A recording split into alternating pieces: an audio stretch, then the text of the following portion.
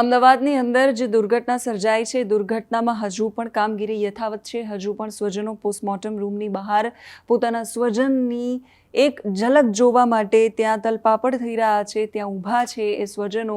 ઘણા બધા લોકો એવા છે કે જેમણે આ નજરે આ દુર્ઘટનાને જોઈ છે, પણ એની કરુણતા વર્ણવી રહ્યા છે. ઘણા લોકો એવા છે કે જે લગ્ન 2 દિવસ પહેલાં થયા હતા, કોઈના 3 મહિના પહેલાં થયા હતા, કોઈ પતિને મળવા તો કોઈ દીકરીને મળવા, કોઈ પત્નીને મળવા જઈ રહ્યું હતું, કોઈ પરિવારનો પ્રસંગ ઉજવવા આવ્યું હતું, કોઈ અંતિમ વિધિ કરવા આવ્યું હતું, અને લોકો અહીંયા આવ્યા અને અમદાવાદથી ફરી લંડન જતા હતા. ગંતવ્ય સ્થાન પર પહોંચે પહેલાં જ આ પ્રકારની દુર્ઘટના સર્જાય અને એમની સાથે જે દુર્ઘટના બની છે એ બોઈંગ ડ્રીમ લાઇનર નું જે પ્લેન હતું એર ઇન્ડિયાનું AI 171, એ બોઈંગ ડ્રીમ લાઇનર 787-8ની અંદર આ દુર્ઘટના સર્જાઈ છે. DGCA હવે તમામ આદેશ આપ્યા છે કે હવે પછી 15 તારીખથી જેટલી પણ ફ્લાઇટ્સ ઉડાન ભરશે એ તમામ ફ્લાઇટમાં પહેલાં ચેકિંગ કરવામાં આવશે.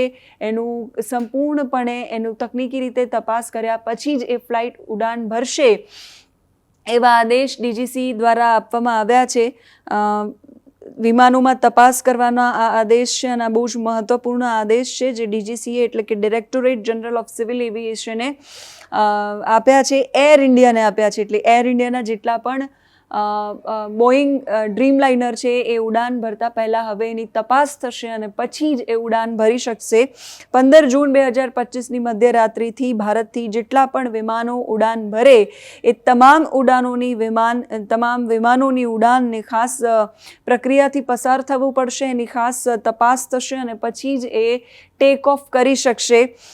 DGCA વિમાન ઉડાન પહેલાં અનેક મહત્ત્વની ટેકનિકલ તપાસને લઈને આદેશ આપ્યા છે, જેમાં ફ્યુઅલ પેરામીટર ચેક કરવામાં આવશે, મોનિટરિંગ કરવામાં આવશે, કેબિન અને કોમ્પ્રેસર સિસ્ટમ ચેક કરવામાં આવશે, ઇલેક્ટ્રોનિક એન્જિન કંટ્રોલ ટેસ્ટ છે એ કરવામાં આવશે, એન્જિન ફ્યુઅલ એક્યુટેટર ઓપરેશન છે એ ચેક કરવામાં આવશે, ઓઇલ સિસ્ટમ અને હાઇડ્રોલિક સિસ્ટમની સર્વિસ છે એની પણ તપાસ થશે. આ સાથે જ ટેક ઓફ પહેલાંના પેરામીટર્સની સંપૂર્ણ સમીક્ષા કરવા DGCAએ આદેશ આપ્યો છે. એ આદેશ પ્રમાણે હવે દરેક વિમાનોની તપાસ છે એ કરવામાં આવશે. બોઈંગ 787 આ વિમાનો પર ભારત છે એ પ્રતિબંધ મૂકી શકે છે. આ એક શક્યતા છે, આ એક પ્રાથમિકતા છે જે ચર્ચાઈ રહી છે, જે માહિતીઓ સામે આવી રહી છે એ તમારા સુધી પહોંચાડી રહ્યા છીએ. કેન્દ્ર સરકાર બોઈંગ ડ્રીમ લાઇનર 787-8 વિમાનને ઉડાન ભરવાથી રોકવાનું વિચારી રહી છે. NDTVએ સૂત્રોને ટાંકીને કહ્યું છે કે સુરક્ષા સમીક્ષા માટે વિમાનોને ગ્રાઉન્ડેડ કરવામાં આવી શકે છે. એટલે બની શકે કે બોઈંગ 787-8ના જેટલા પણ વિમાનો છે, બોઈંગ ડ્રીમ લાઇનર જેટલા પણ છે, એને હવે ગ્રાઉન્ડ પર જ રાખવામાં આવે, એને હવે ઉડાન ભરવાથી રોકી દેવામાં આવે. 12 જૂને અમદાવાદના અંદર જે એર ઇન્ડિયાનું વિમાન ક્રેશ થયું, અત્યાર સુધીમાં 265 લોકો મૃત્યુ પામ્યા છે. 265 લોકોનો આંકડો છે, જેમાં પ્લેનમાં 242 લોકો સવાર હતા, જેમાંથી એક વ્યક્તિ બચ્યો અને 241 લોકો છે એનું મૃત્યુ થયું.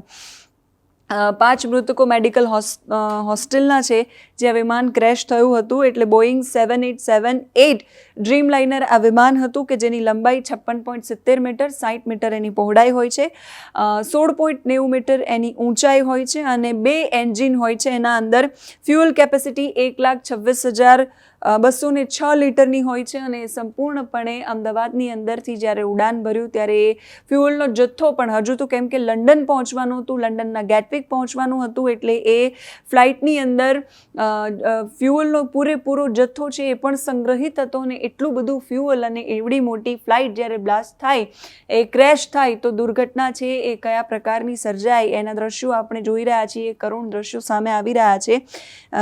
મહત્તમ સ્પીડ એની 954 કિલોમીટર પ્રતિ કલાકની, મહત્તમ રેન્જ એની 13,620 કિલોમીટરની, સિટિંગ કેપેસિટી 254 લોકોની મેક્સિમમ છે. એમાં મેન્યુફેક્ચરિંગ છે બોઈંગ અમેરિકન કંપની છે જેની કિંમત 2.18 કરોડ આંકવામાં આવી રહી છે. બોઈંગ 787 ડ્રીમ લાઇનર છે શું? બોઈંગે 2003 બોઈંગ અમેરિકન કંપની છે અને 2003માં એક પ્રોજેક્ટ 7E7 તરીકે સ્ટાર્ટ કર્યો હતો, જેના પાછળ 5 લાખ ઓનલાઈન વોટ પછી ડ્રીમ લાઇનરનું નામ આપવામાં આવ્યું. એટલે બોઈંગ કંપની છે એને ઓનલાઈન વોટિંગ કર્યું અને પછી એ 7E7 જે પ્રોજેક્ટ શરૂ કર્યો હતો એને ડ્રીમ લાઇનર નામ આપવામાં આવ્યું. 2009ની અંદર એની પહેલી ઉડાન ભરવામાં આવી અને પહેલું વિમાન 2011માં ANA ડિલિવર કરવામાં આવ્યું. શરૂઆતમાં વિલંબ થયો, પણ હવે આ બોઈંગ 787 કે બોઈંગની જે ડ્રીમ લાઇનર છે એ હવે વિશ્વભરમાં વિખ્યાત છે, લોકપ્રિય છે. એર ઇન્ડિયા ભારતમાં બોઈંગ ડ્રીમ લાઇનરનો ઉપયોગ કરે છે. 2012માં એર ઇન્ડિયાએ દક્ષિણ કેરોલિના પાસેથી પહેલું 787 લીધું હતું. દિલ્હી, ન્યુયોર્ક, મુંબઈ, લંડન જેવા લાંબા રૂટ ઉપર આ બોઈંગ છે એ ઉડે છે. એની રેન્જ અને મુસાફરોની ક્ષમતા જે મેં તમને કહી 254 જેટલા મુસાફરો મેક્સિમમ એમાં બેસી શકે છે અને 15,000 કિલોમીટર સુધી એ ઉડી શકે છે. આ એની ક્ષમતા છે. એનો અર્થ એવો થયો કે દિલ્હીથી ન્યુયોર્ક છે કે દિલ્હીથી ટોક્યો છે એવા લાંબા રૂટ પર જવું હોય તો આ ફ્લાઇટ છે એ સરળ છે. એનાથી ઈંધણ છે એ 20-25% બચે છે બાકી બધા વિમાનો કરતાં. એમાં કમ્ફર્ટ, એમાં મોટા બીન્સ, LED લાઇટ્સ, મોટી બારીઓ, એનું મટીરિયલ જે છે એ બધું બહુ જ કમ્ફર્ટ અને આરામદાયક હોવાને કારણે એ સૌથી વધારે ઉપયોગમાં લેવામાં આવતું હતું. એનું એન્જિન પરફોર્મન્સ છે એમાં 2 એન્જિન છે, રોલ્સ રોય ટ્રેન્ટ 1000 અથવા જનરલ ઇલેક્ટ્રિક જેનેક્સ. 60% ઓછો અવાજ ઉત્પન્ન કરે છે અને ક્રૂઝની ગતિ મેક્સિમમ 0.85 છે. એની પાંખોની ટોચ ઉપરની તરફ વળેલી છે જે તોફાન અને હવાને પ્રતિકાર છે, હવાનો પ્રતિકાર એને ઘટાડે છે. મુસાફરો માટે પણ સારી સુવિધાઓ છે અને પર્યાવરણ માટે પણ 20-25% એ પર્યાવરણને નુકસાન ઓછું કરે છે, એ પોલ્યુશન ઓછું કરે છે એવું માનવામાં આવે છે.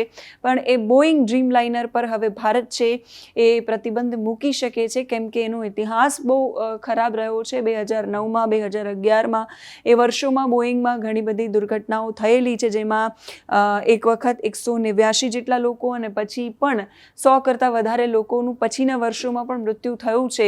એટલે બોઈંગનો ઇતિહાસ છે એ બહુ ખતરનાક અને બહુ જ ખરાબ રહ્યો છે.